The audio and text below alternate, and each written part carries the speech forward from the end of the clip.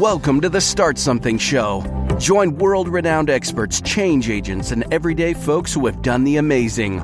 All here to help you start something incredible. Now it's time to step out, live your perfect day, and create a legacy with your host, Tina Dietz. Welcome, superstarters, to another Backstage Pass. This is Tina Dietz, of course, and I'm here today with Barb Stuhlemmer, did I just pronounce that wrong again? No, it's perfect. Okay, good. And it's somebody who gets their name pronounced wrong all the time. You'd think I'd know better by now, right? So I'm always paranoid about that. Barb, thanks for joining me back here on the Backstage Pass. I'm so happy to have you. Thanks for having me. This is going to be fun. Yeah, absolutely. For those of you who did not hear Barb's episode on the main Start Something Show, which you should go check out that link. Barb is a master business strategist as well as an advisory chair for the School of Entrepreneurship. She's a speaker and author as well as the owner of several of her own businesses. And of course, you can connect with her, which I encourage you to do so, at blitzbusinesssuccess.com. So, Barb, you and I were talking about many, many things, including the difference between, let's say, an entrepreneur, business owner who's struggling to get by and someone who is very, very successful. We talked about, we talked about education. We talked about all kinds of things on the show. And one of the things you said you wanted to dive into today was the topic of time. I'm assuming that's because this is something that you commonly run into. It is. It's one of the things that I find so sad when I hear someone, I don't have time. And particularly, if I can share a quick little story, I had someone that I wanted to connect. I didn't even let you say yes. I'm sorry. But yeah, I'm good. It's all good. Yeah, it's all good. So I had someone I wanted to connect to another person that I knew it could change her business. I knew it was going to be really, it was going to be a great connection for her and maybe actually get her a new client. And I said to her, you need to come down to this networking, and it was in Toronto, so I live about an hour away from Toronto. We're going to go down to Toronto for the networking. Come down with me. I want to introduce you to this person. She's a perfect connection for you. And she goes, I'd love to come, but I just don't have time. And I thought, wow, if there's sometimes you can't do everything. I understand that. And it wasn't because she was doing so much that she couldn't do it. It's because she didn't have system set up that allowed her to be able to do the things that she needed to do. She wasn't networking at all. And I was trying to open a door for her and started to get into something. And she was naysaying it before she even stopped and said, well, how can I? Yeah, that sounds good. How can I? And then evaluate whether she could or couldn't. She just put her hand straight up and went, no, I just don't have time. So that makes me really sad because I think, wow, if we just could figure out how to manage the time that we have, and we'll talk about the word time management in a second if you want. But if we could figure out how to manage the time that we have in a way that allows us to do what we have to get done and pick and choose the things that are really valuable to our lives, we make a huge difference in what we can get done for ourselves and for our community and the world, if that's where we want to go with it, right? Yeah, and that's perfect because I know that for myself, as well as pretty much all the clients that I have ever had, at one time or another, we experience overwhelm. We've got an abundance of ideas and don't know where to put them. We're not sure, which action to take first. Or we've got unfinished projects, but now we've got this new thing that's pulling us forward. And yet I know that, even the term time management is one of those words that sounds like yuck. Yeah. Yeah. There's quite a few experts that say, well, you can't manage time. So there's no such thing as time management. And I think it's semantics when they say that. I mean, honestly, we all understand that we have 24 hours, except me. I have 26, just so you know, Tina. I'm jealous. Where'd you get those? Someone buy you them for Christmas? I'm completely kidding. We all have 24 hours. The Queen has 24 hours. Richard Branson has 24 hours. Bill Gates has 24 hours. And yet, what's the difference between someone who can do so much for the world in 24 hours that the rest of us can't even get through the day managing our own stuff, right? So there is something different around what it is that we have to do to be able to manage how we go through time and how the people around us go through time with us. Okay, you know what? I'm just going to ask you to keep going because now I'm like at my bowl of popcorn here. Okay. All right. So, one of the things that I find for people when they're talking about the fact that they don't have enough time is that a lot of times we aren't thinking about what it is that we want to do. We run through our routines with the expectation that somewhere an hour is going to open up, and in that hour I will push in something else that's on my list of to-dos. And so what I like to do is I actually have a process that I take people through to help them understand a little bit more about what it is that they can do. So let's just walk through those steps, and it's just 4 steps with a little push at the end. But so the 4 steps will be current, goals, leverage, and then choose. And so what I like to do when I start any kind of strategy is I like to see where people are right now. So for time management, you need to look at how you're spending your time. And my recommendation is, if you need a software to do it or just a piece of paper or a journal or whatnot, keep track of how you're spending your time. I have this really nice little software package that's kind of like a time, the little check-in time things that you'd have in the industrial age where you would punch your card, a punch card. Oh, yeah. I remember those. Yeah. So you can set it up to have a variety of different things that you would do during the day, and you can punch in and out. And when I was doing that, I would use that to keep track of everything that I did in my business. So for my clients, my travel time, my accountant loves it because he looks at it and he goes, "Oh my gosh, if the government ever saw this, they just walk away because obviously you're keeping track of everything. This is really great, right?" It also allowed me to see how much time I was spending on my admin work and on my client work and on my advisory or any kind of volunteer work I was doing. And I could get a better idea of how my days, weeks, and months were being spent. Or even the whole year, I could look back at the year and say, wow, I put in how many thousands of hours and what was I actually doing at that time. So my recommendation for current is look at a week's worth of your time and see what it is that you're doing. It'll be really important moving forward if you actually know what it is that you currently have. The second point is to determine your goal. So what kind of time goal are you looking for? I have a client who she just wanted to figure out how she could find time to ride horses. She hadn't been riding horses in years. It was something that she wanted to get back to. She didn't have a horse, but she was going to board a horse or whatever the term is. I'm not a horse person, so. You can lease a horse, I found out. Okay, there you go. I don't know. I know that she was going to do something with someone else's horse, and she was very excited about it. But she first had to figure out how to open up 3 slots in her week, every week, to be able to do this. And this is a woman with a $500,000 company. She works with $20 to $500 million companies. So she's working with very large global companies. And she travels a lot. Her and her husband run the company together, and they manage other people. And so she's got a lot on her plate, and she's also the business development officer for the company. And it wasn't until she set her goal, it was, I want to get back to riding is not setting a goal. It wasn't until she said, you know what, I want to ride 3 times a week, and it'll take me this much time. So she actually evaluated, I'm going to ride for 45 minutes. It'll take me, and I have to brush the horse when I get there and when I'm finished and put it away and all the stuff. So I'm going to be there for an hour and a half, and it'll take me half an hour to get there and half an hour back. I need 2.5 hours 3 times a week. That seems like a lot of time.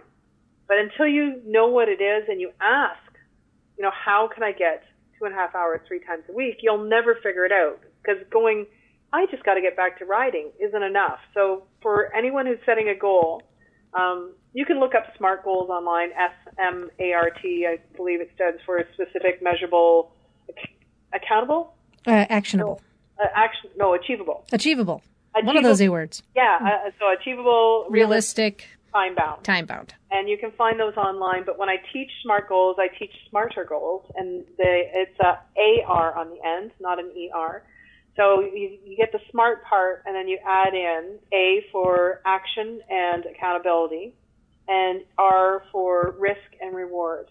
So get yourself some goals, and make sure that you take action on what the goal is that you set in place. That you tell someone about it so they can hold you accountable. That when you tell someone, it's taking a bit of a risk because you put it out there. I'm going to figure out how I'm going to get horse riding for 3 times a week, and I've got to do this. She told her husband. Her husband just went, okay, well, you figure it out. I'll support you. So he keep asking her, so did you figure that out yet? So she couldn't get away with it, right? And with the accountability. So it became a little bit of a risk because she put it out there and she would feel like she hadn't accomplished or failed if she didn't make it. And then the last one is the reward. And of course for her, the reward was actually getting to ride the horse.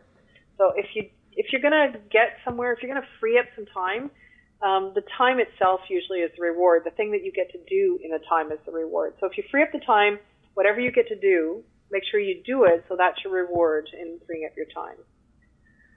Okay, so that's a large chunk of time to free up in the schedule. Then what does she have to look at next to have that happen? Yeah. Well, so the third step is to leverage your time. So figure out how to create leverage. Now, these, like I said, these pieces work. They work if you're looking at money, if you're looking at business growth, if you're looking at time management. Leverage is, what is it that you can do differently with your time? And the best way to leverage is to use someone else's time. That's why I said you can get more than 24 hours in a day. When my first company is Clearcom Information Design. I do technical writing for medical device and software development companies. And when I do the writing, I went and found engineers who like to write, which is unusual in engineers. That is, yes. It is. Usually when I come into a place, the engineers are pushing all the documents at me going, take them away. We're so happy you're here, right? But I have a couple engineers that like to write. They want to be contractors or freelancers, and that's what they want to do, and they're very good at it. And so when I get them to do the writing, the nice part is that I'm charging for a certain amount of time, and I'm paying them for less than that, and I'm making money on someone else's time. So as a business owner, leveraging someone else's time, when we think we can't afford to hire someone, sometimes we forget that it may not cost us anything. It actually makes us something, right? So if I didn't have time to do that, I would have lost that job. I gave it to someone else to work at, and I made money off of it as well. They made money, I made money, and the client got what they needed, and it was a win all the way around. So one of the nicest ways to leverage is to use someone else's time. I'm going to give you an example that's kind of more of a personal example. When I first started business, I was so worried about all the stuff I had to do for my kids, for my family. I mean, as women, evolution and social ingrained behavior has led us to believe that we need to be caregivers for everyone except ourselves oftentimes. Oh, right? yeah, that happens a lot. It does. And there are men that are like this as well. It's just they're not brought up the same way with the same expectations. And these expectations, I mean, at the beginning of my business, I was so overwhelmed by the thought, I had a 2-year-old at home, and I was doing all this work, and I had to be different places, and I was out at nights, and I was really, I didn't leave my job to come and start a business that would keep me away from my kids as well.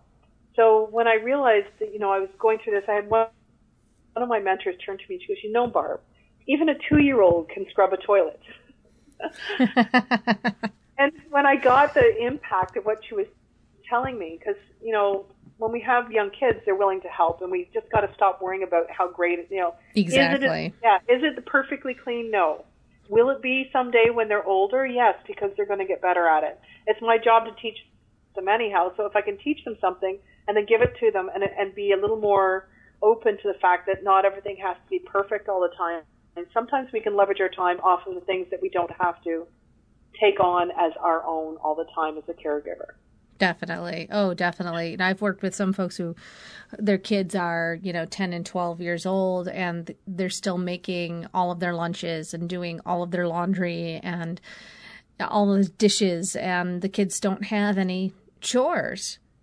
And we have to kind of have a, come to Jesus conversation about that, because not only does that do a disservice to them, it's really doing a disservice to their kids, because they have to learn how to do those things anyway. I'm so glad there's people like you that help people through that, because it's so true. I mean, every once in a while I catch my husband. He'll jump up to do something, and I'll say, would you stop? Do you really want a 25-year-old kid that doesn't know how to clean out a dishwasher or whatever it is that he's trying to do before they get there because he can't be bothered teaching them, right?